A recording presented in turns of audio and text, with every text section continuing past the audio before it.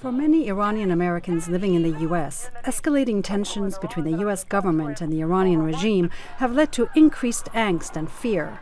Sam Sinai holds a bachelor's and master's degree from Massachusetts Institute of Technology and a doctorate from Harvard University. He co-founded a company that develops technology to enhance gene therapies. All I wanted to do when I came here was to advance science and contribute to humanity in a way that was blind to where people came from. I'm an immigrant.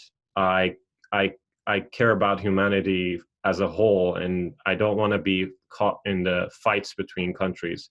And so what I really hoped was that the tension between the two countries would subside, or at least not be so high that I have to pay attention to it, so I can focus on what I can do best, which is the science I like, and focus on how I can make its impact larger.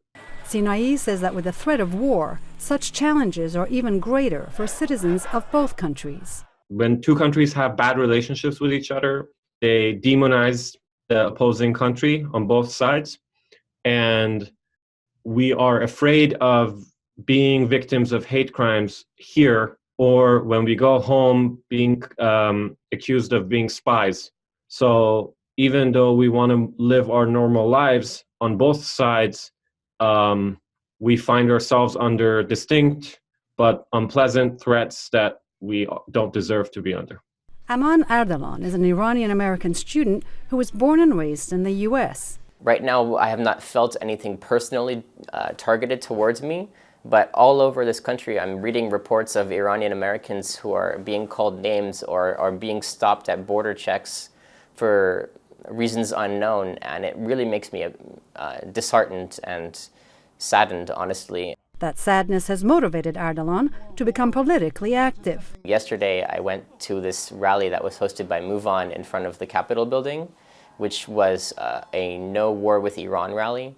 And going to that and seeing how we have a lot of allies both in Congress and with organizations that are working in Congress and all over the country, it really makes me feel empowered and know that I have allies in this fight for justice. But not all Iranians are feeling that confident, says Ali Rahnama, Legislative Counsel for the Public Affairs Alliance of Iranian Americans.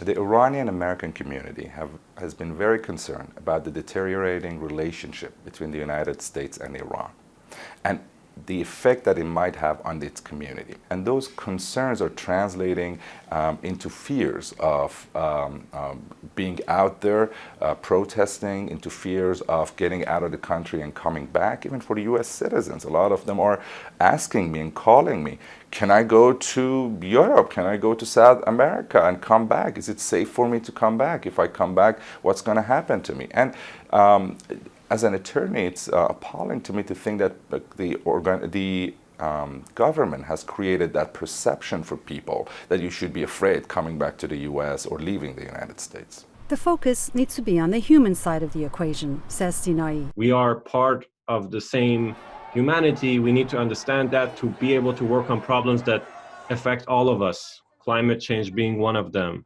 health problems being one of them. Like, we need to be able to see each other as teammates or compatriots or members of the same humanity to be able to do those things.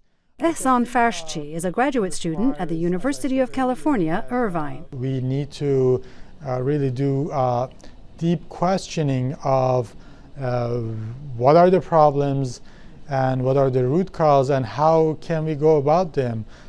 This ongoing tension is really not good for working on building a life or prosperity, as it affects all layers of society, like the protests in Iran, and then this recent airplane problem. It shows that it's not issue isolated to certain social group or class. It's affecting all of us. Rahnama echoes those sentiments. I think one of the biggest remedies is for the government and the administration to make it clear and open a line of communication with the community to say that we're not here to target you.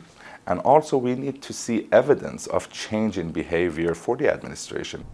Julie Tabo, VOA News, Washington.